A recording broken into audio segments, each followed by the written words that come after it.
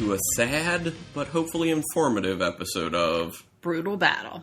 Yeah, so first off, people, if you notice my voice sounds kind of different, I sound congested, stuffy, messed up. It's because I am just getting over a bad cold that had me locked in the house for literally 3 days. Actually, I was locked in the house for 1 day, feeling bad. You weren't locked in the house. Well, I mean, I didn't leave the house. You didn't leave the house. Right. It's not like you locked me. I did not, yeah. Yes, Rebecca locked me in the house. She said, you're on quarantine.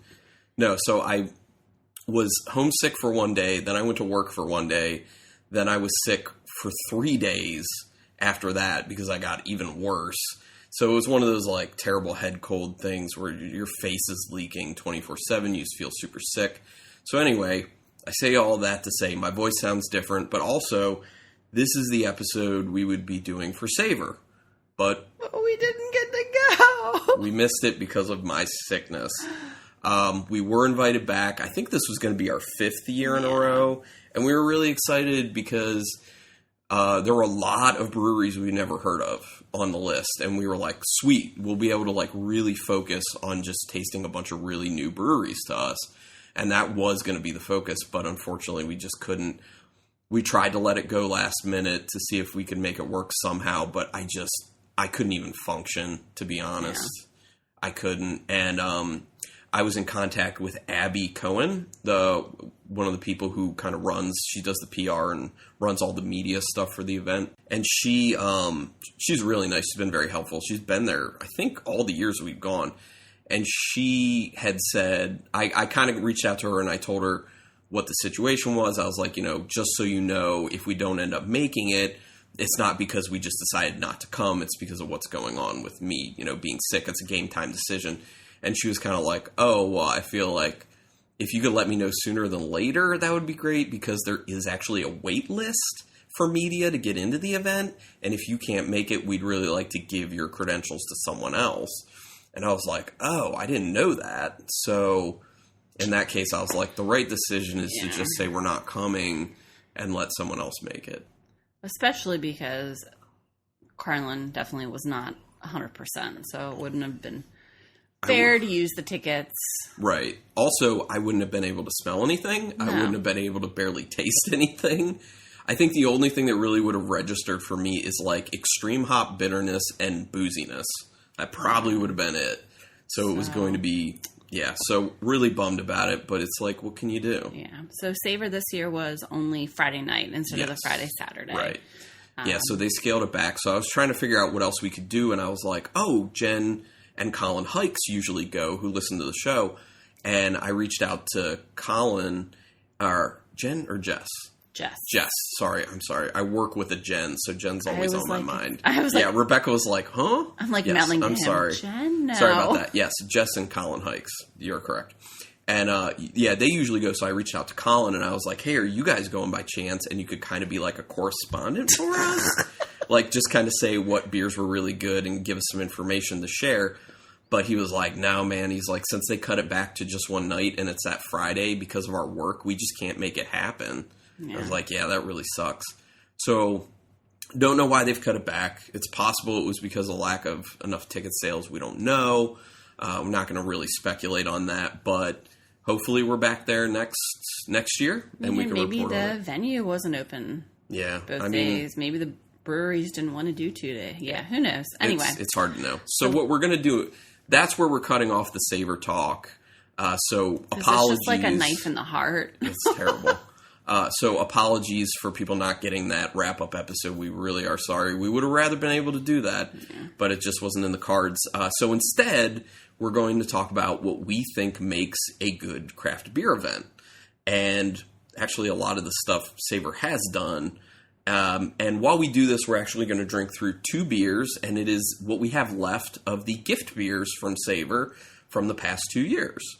So the first beer we're going to be drinking right now, which I'm excited to drink beer because I haven't had beer in I don't know how many days because I haven't been feeling well. Carlin hasn't had anything in a couple of days.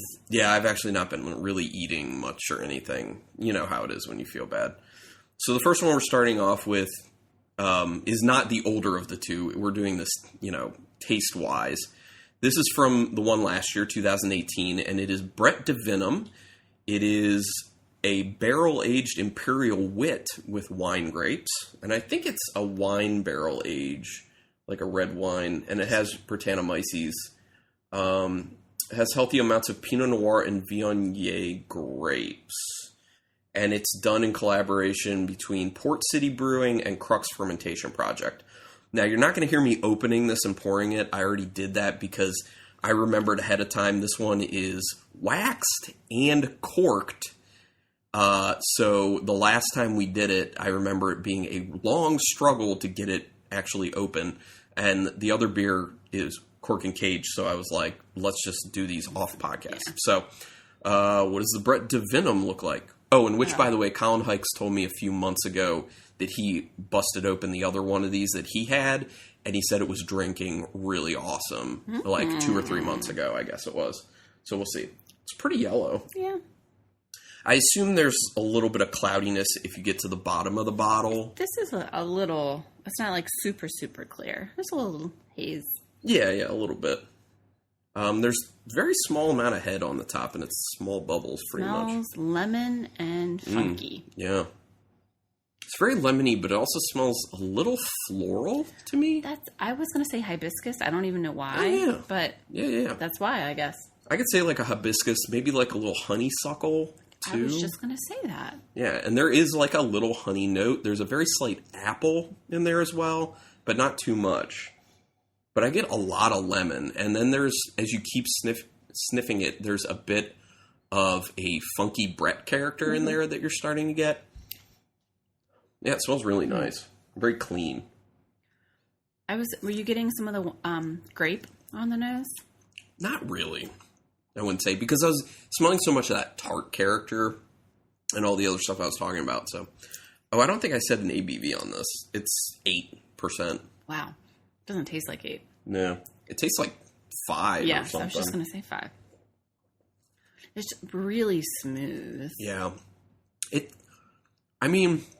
kind of tastes like a oak-aged wine a little bit. Like a beer. It does taste like a beer wine hybrid, I think. Yeah. It's really delicate. It's definitely not as like funky as the nose leads it to believe. There's a little tartness. Mm-hmm. I'm getting a lot more of the grape on the taste. Not getting as much of the lemon. I'm getting some sweetness. I feel like there's a good amount of lemon flavor to it, but it's not crossing very far into tart. It's more of like lemon with some lemon peel bitterness to balance it out. And also, what's the other thing? Oh, the funkiness. It's very, very slight, but it's very nice, and it's just hanging out on the end. Yeah. Yeah. This is tasting very nice. Mm-hmm. And I think, you're not big on Brett Funk, but that's good for you, right? It is. Perfect. Yeah, so that's good. I like that. I'm excited to get to the next one a little bit later after we do some talking. So I took some notes. We were talking about what we think. Here comes the cat. I gotta. No. I gotta move the cat. Carlin, just leave her. Okay, if you're gonna stay still. She likes to be on the podcast with us. If people are hearing the microphone moving and noise, it's because the cat's walking around the table. So just know that. I apologize for her. She'll get bored and leave. I know she will. That's why I was like, just let her go. You're trying to push her off the table. The more you push her off, the more she wants to be here. That's true. That's because cats. Okay, so we're gonna go through this list and talk about each of the topics that we thought about that are good things in our opinion for a good beer event. First topic: limit ticket sales, because in my opinion, or at least more you. I don't think it's more me. I think it's more us. We don't like to be crazy crowded. I would say limit ticket sale. I mean, you said limit ticket sales. I think it depends on the venue. Right. You mean like if it's outside? If it's outside, if it's just like a huge event, a huge space, and you don't reach that. But I think when you're hosting an event, I think it's a good idea to have in your mind. I mean, I guess when you're inside, you have some sort of maximum capacity for fire marshal or whatever. But I would lobby for not even hitting that to make people more comfortable, because one thing is people don't like to be elbow to elbow. People don't like to wait in lines too long. The other thing is it just heats the room up more and people just get hot. Plus, when you're drinking, you just get hotter easier. And the other thing is, like, in order to do that, you can just increase the pricing of the tickets. Yeah. You know, I understand you'd be losing kind of ticket sales, but just increase the prices to make up for it so that it's more relaxed for people. Because that's one of the things that I really did enjoy about going to Savor is you felt like you had room. Mm-hmm. Like, you definitely felt like you had elbow room. That kind of goes along with, you know, limiting the ticket. Kind of goes into some of our other ones with crowds, like waiting in line for a beer. Yeah. Like, people don't want to wait in line forever for a beer. Right, which is why I had written out down, make sure you have a good breweries to attendees ratio. Because you don't want it to be a situation where, we've been at places like this, where you get in line, as soon as you get a beer, you just get into another line, and you'll be well done with that beer before you even get your next beer. What event are you thinking of? Brew at the Zoo. Yeah, well, we did the Oktoberfest. Oh, that's right. They do brew at the Zoo, but then they do Oktoberfest. Yeah, that's right. Yeah. It was the Oktoberfest, and the lines were horrible. Yes. The person to brewery ratio was terrible. And we're such beer snobs. We left the event. Yeah, we stood in line for a few things. The other thing is, this leads into another thing. Which is they didn't bring anything special. No, almost, I won't say none, but like most breweries didn't bring anything special. It's like stuff that's readily available. Like a brewery like Flying Dog, you know, they're very well distributed, and they just had beers that you can get in the store. Like, so that leads us to our bullet point that I have down. Like, ask your breweries to bring special stuff, exclusive stuff, or at least seasonals. At least seasonals. Like, when I see at a beer event that breweries are bringing their staple beers, I'm like, that's ridiculous. And if everyone's doing it, I'm not going to that event. Yeah. I'm definitely not going to that event because I'm going to have that event by myself at my house. Right. I mean, it depends, I guess, why you're going to an event. You know? True. Some people just want to be able to drink their face off. True. But you can do that at home and it's safer. You could. Although at the Oktoberfest, you couldn't even drink your face off because you couldn't get to a beer. Yeah, and the other thing is their taster glasses were like 5 ounces or something. Maybe small. Not even. No, I think they were small. Yeah, they were small. They were really They were not tiny. 5 ounces. 5 ounce? No. They may have been 4. I don't even think you're not having a Savor glass. No, they were smaller than that. That would have been smart. We're not drinking out of Savor glasses. We should have, because we have a few. Yeah, that's a huge one for me, is the beer selection. Because even, I will say, like, I typed up the Savor list for this year, because I always do a spreadsheet. I'm sorry. I have to bring it up. But there were a lot of breweries that I was seeing stuff like, if I knew the breweries, familiar with them, they're bringing like cool, new, exclusive stuff. And I'm like, yeah, that's what's awesome. But then I'd see breweries that I'm like, what? I can get both those beers. Everyone can get both those beers. Why aren't you bringing something special? And those breweries stand out in a negative way for that reason. I mean, part of it, I guess, depends on the audience, though. Mm-hmm. Because some people want to just drink the tried and true. Yeah. And they don't want to try anything new. And so... Well, and the other thing is, where are you having the event and who are you bringing in? Because something like Savor, it's very different. All right, cat's leaving. Something like Savor is very different from a lot of your beer events, actually in many ways. But the way I'm talking about right now specifically is that they're bringing breweries in from all around the United States who most likely are not distributing in that area. And the overwhelming majority are not. So you're going to try stuff, even if it's their staples, you're going to try stuff you've never had. That's why I don't mind if at an event like that, if you bring your staples. That's because true. I can't get any of your stuff. But I'm just saying with like your typical beer event, say if it's like Maryland Beer Festival or something like that, you know what I mean? Or when we were going to the State College Brew Festival, which we also can't go to this year. This year is a sad year for us. Yeah, that's my fault. I'm going to a horror convention that day, and I had already purchased the tickets well ahead of time. So, oops.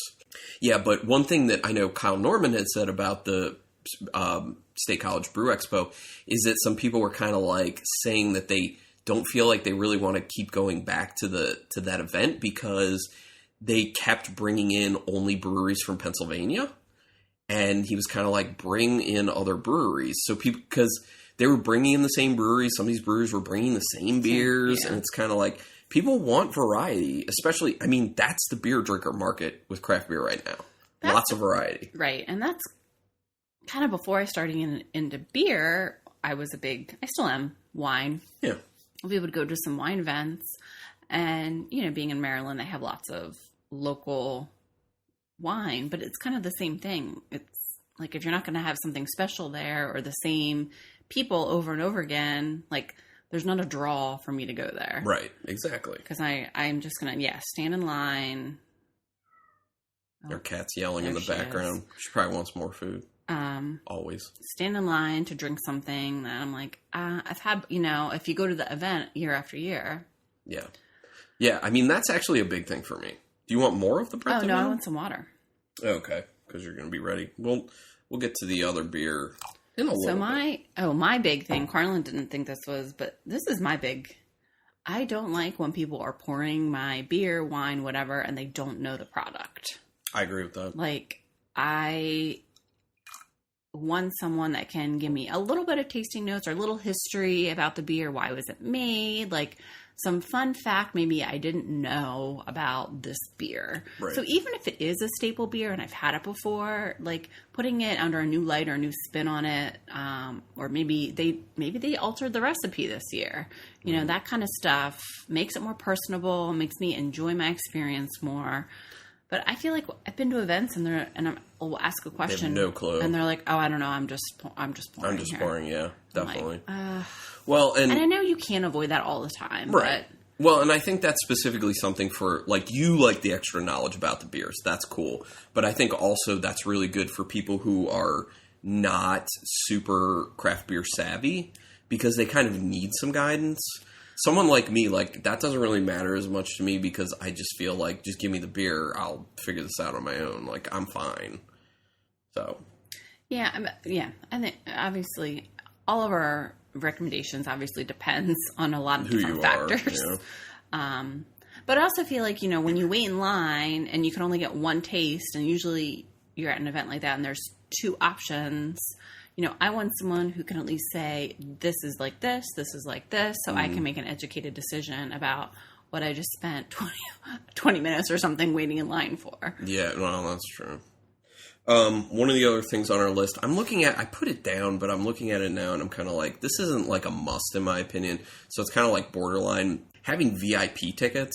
Yeah, I like the idea if you're offering something extra and not just, you get in an hour early.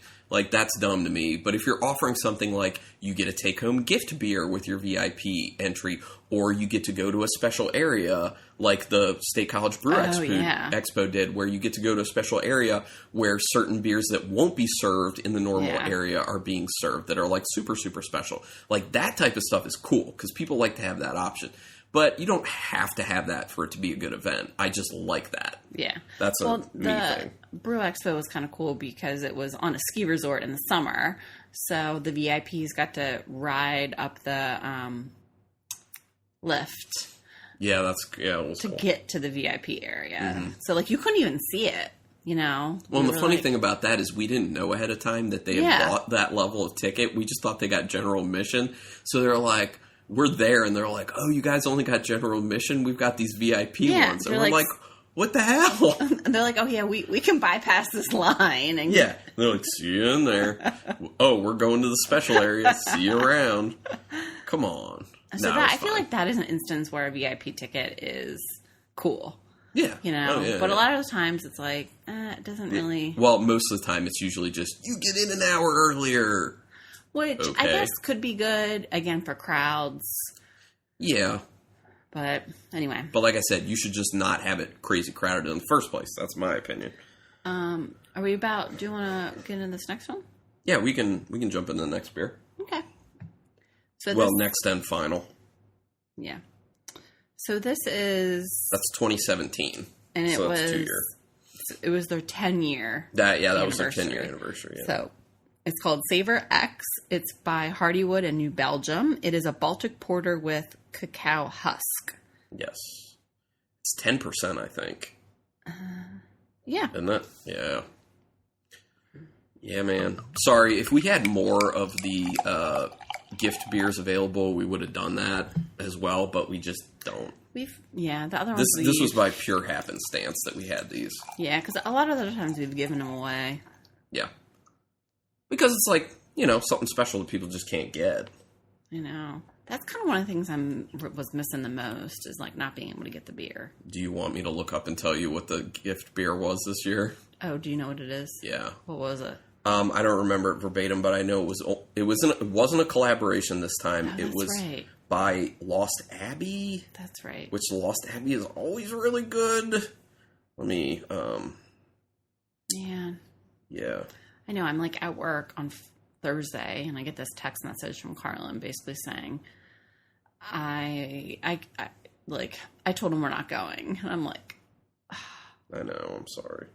Oh, so, so Lost Abbey was making one called Savor's Sin. It was a wild ale with blood oranges and guava.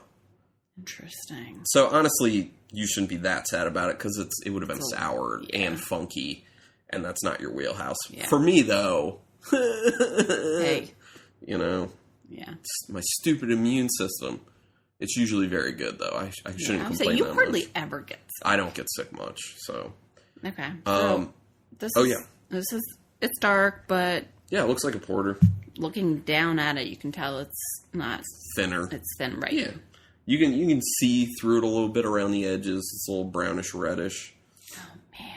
Not much of any head to it. And No. when you swirl it up, you do get a little head, but it's larger bubbles. It is like such an amazing smell. It's like smells malt. good. It's like chocolate malt. Yeah, it's malty. I feel like it has a slight licorice in the nose, too. It smells like it's like you're eating Whoppers. Yeah, it does smell like malt. It also smells like a mix of dark chocolate and like cocoa powder, I feel like. And I also get a slight salinity to it, which you usually do get with Baltic porters, I feel. It smells really good. Man, as I continue to sniff it, it really smells like malt. Yeah, it smells like...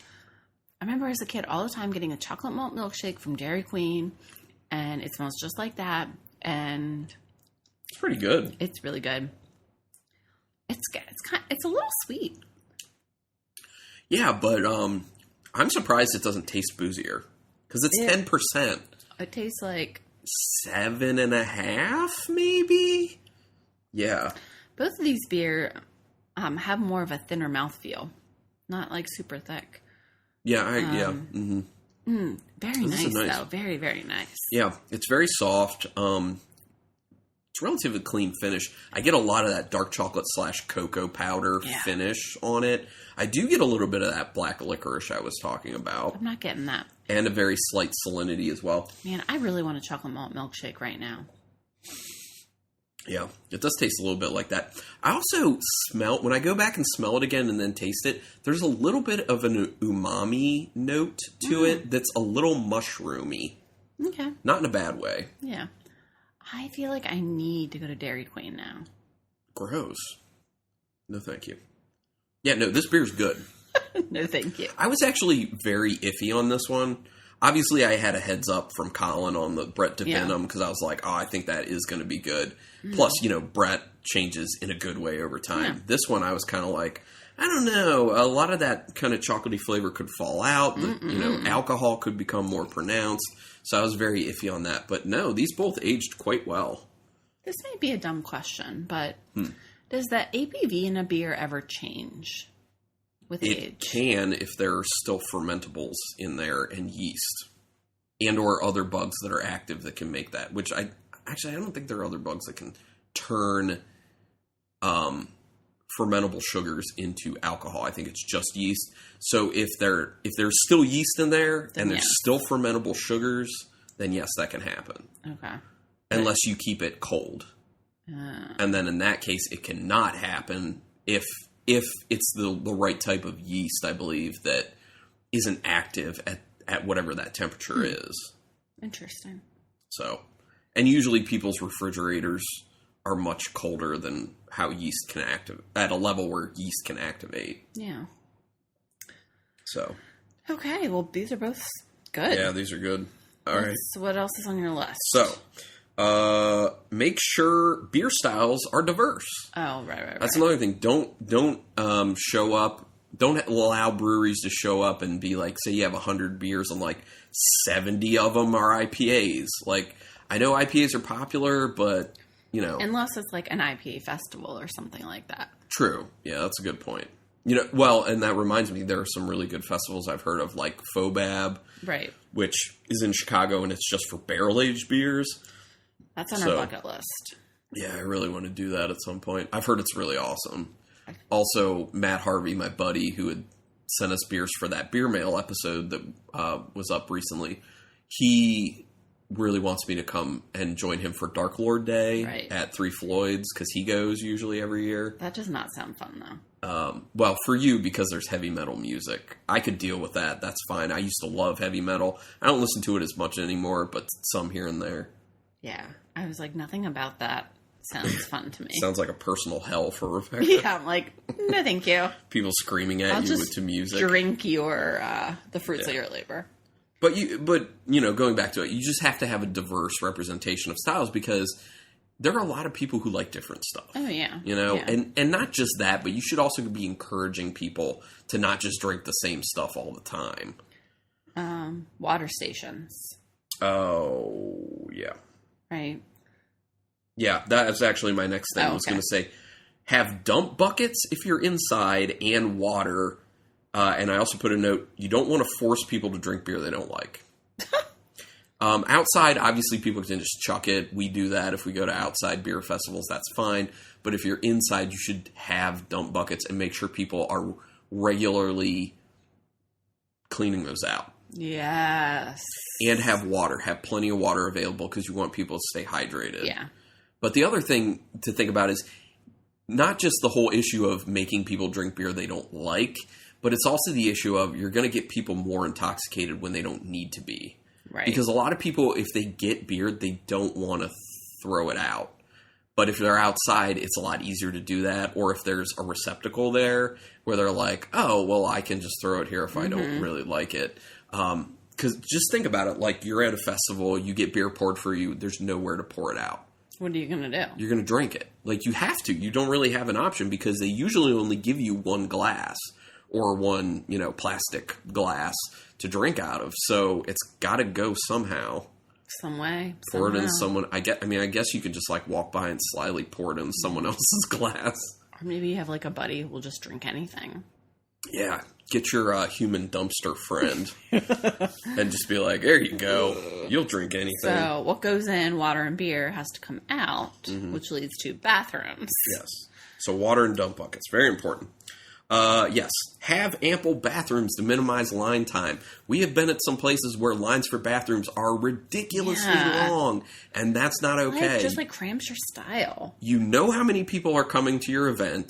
You can get porta potties if it's outside. If it's inside, it's a little harder to figure that one out, but maybe if it's inside, you can put porta potties outside too that people can go to? No. I don't know. Well, that goes back to limit ticket sales. Yes. Oh, yeah, totally. But and then no one wants to do that because they all want to make a buck. It also goes back to, if you're attending, sweep the area, take a look around, and figure out where all the bathrooms are and which ones people are not typically going to. Because usually when people are drinking, they'll go to the bathroom they see first. And so, like, when we've been going to Savor, we've said it on our wrap-up episodes before, we go to the bathroom always on the second floor, which is open, and they only have a few breweries set up there. But people aren't going up there all that often because that's not where the majority of the beer is.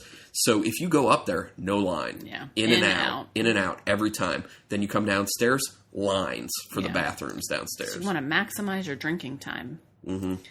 And then... Next is... have some food. Sort of food. Have a food option, whether it's you or as the event are providing food for people, like Savor does, and that's obviously included into the ticket pricing, or allow like food trucks to show up, or allow someone, Get someone to cater it, or, allow vendors to come in and set up tables if it's inside. Yeah. Yeah, just have food options Popcorn, there. pretzels. Mm-hmm. Or, that's even something small you can do. You don't have to have your food license if you're just getting, like, bags of chips or, like, prepackaged pretzels, things like that. As long as you're not handling it and it's prepackaged, you can resell that stuff and no problem. Just something that people can munch on because, once again, you don't want to encourage people to get too drunk. And as long as they have something to eat. Plus, actually, people will stick around more if they do have something to eat. So they can fill their stomachs. So that's that. Offer a designated driver ticket option, and or have a deal with Uber and or Lyft, or set up bus trips. Right. I know there are a bunch of events who do different variations of this. I think most events I've seen do offer designated driver tickets. Yeah. Which is good for either for a designated driver, a woman who's pregnant, maybe someone just for health reasons can't drink or doesn't want to drink. Right. You always want to encourage people not to drive drunk. Right. And do everything you can. When we went to the State College Brew Expo, they had a deal, like a special code you could use with Lyft and Uber so that you could get a discount on your trip, which was nice, but it also ended up not mattering that much at the end of the night when availability was so low and the prices just got jacked up to hell. So that's kind of, it's good, it's not good. So but plan ahead. Yeah. And then buses. I know there are places that'll coordinate bus trips to the places. And then the last thing I have on here, I put it on for you. I didn't really care about this so much. Well, you said it. What did I say? And I was like, potentially have music or or games. Yeah. So you can go on that because I don't really. I think it just, again, it depends on the space or the venue, but, kind of setting the ambiance, with music, having games, just really kind of setting the stage and making it more fun for people. Yeah, but part of the problem, too, is, like, know your audience with that, especially with the music, because there have been times where we go someplace, not necessarily like a beer event, but we go someplace and we're like, I hate the music. Yeah. And it just, like, annoys me the whole time. I'm just like, I just wish it would stop. Yeah. Or, like, if they don't have the volume at a reasonable level. Well, yes. And they're just, like, blasting out people's eardrums the whole time. You can't talk to anyone. Yeah. So that, I think it depends. I mean, we've been at wine festivals and they had that 80s cover band. Oh, Judo Chop. Yeah. Is what they're called. It was amazing. It was years ago. But that's just for us. Like, we liked 80s. A lot of people like 80s music. Yeah, but there could have been people there who was like, oh, God. But, like, for me, if I go to any place and they're playing, like, all country music, I'm going to want to leave really fast. Because I hate country music so much. They do. It was, like, more country pop. Who? What are you talking about? We were at that last Duclaw event. No, I thought they were kind of more folk. Maybe. Yeah, they were more folk, which is very different. I forget what their name was, but yes, 100 they were good. Proof. Oh, was that them? Mm-hmm. Okay. Yeah, they were good. Yeah, so that's it. I think the only other thing I could say about festivals is I lost it. Oh, just that was like fast. that. It was real. Oh, yes. No, I got it back real quick. I just got it back. This is what happens when you're sick. And you're kind of malnourished a little bit. You're so full. A little bit. So I liked when we were at the State College Brew Expo where some of the breweries were doing time-released beers. Oh, yeah, that was fun. Where they were like, these are the beers that are available right now, but if you come back at this time, we're releasing these cans of beer that you can have. And then at this time, we'll be releasing this other can of beer that we'll crack open and pour for you. And they were also running stuff through Randall's there.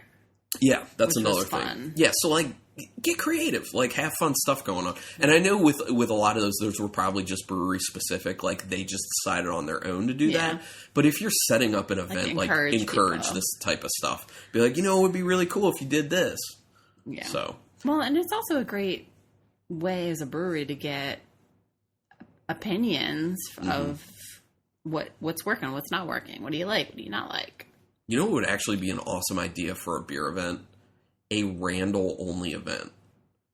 where like you have different stations set up and each one's like a different Randall, but it's just a few beers. Like say you do like 5 or 6 beers, base beers, and you have a bunch of stations set up, and at each station is like a different type of Randall, and each beer is run through that same type of Randall there, and you just keep going around to the stations and trying these different beers with these Randalls.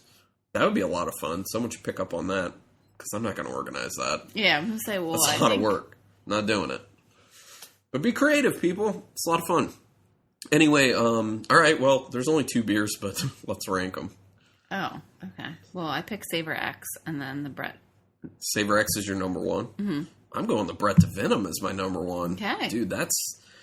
Oh, man, they're both really, doing really well right now, but I think the one that's done the best over time, that's improved the most, is the Brett to Venom.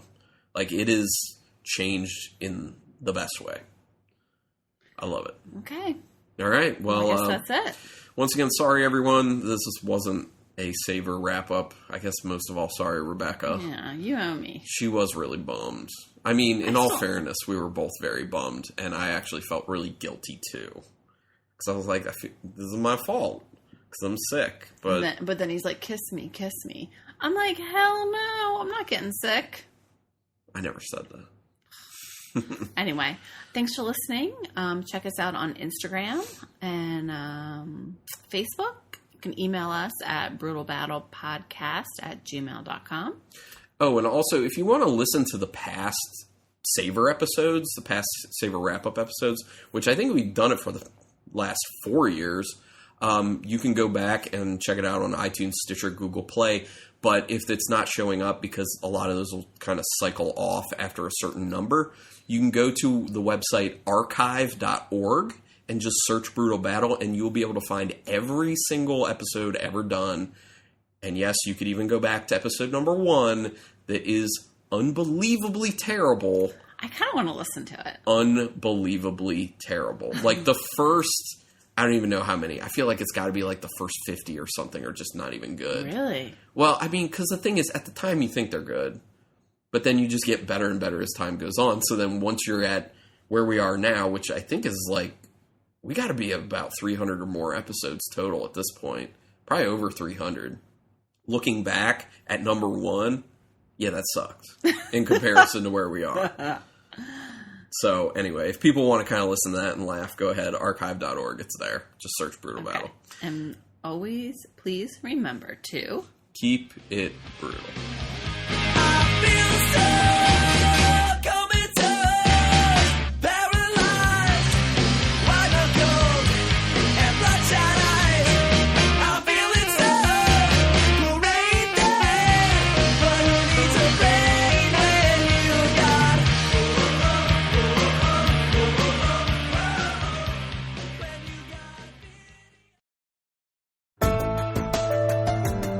This has been a Nerd Circle podcast production.